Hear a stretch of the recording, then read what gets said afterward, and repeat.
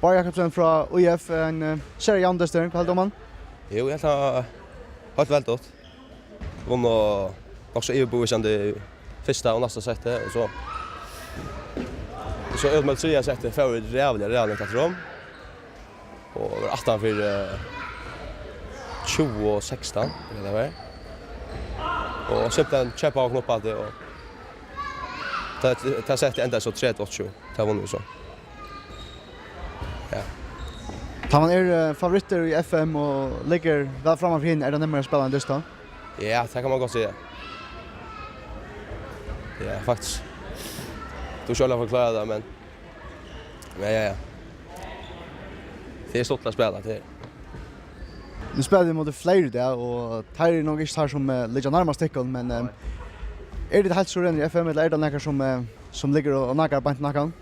Ja, det är Mjölner det här. Det är lite nog start med Mjölner, det jag vet, men de klarar så akkurat att vinna där. Det är så där som det är. Nu ställer finalen inte så långt utanför. Är det hon som ligger än och Ja, faktiskt. Alltså ja. Det har hållit ölt. gå in fram här och tack för samrådet. Ja, tack för det.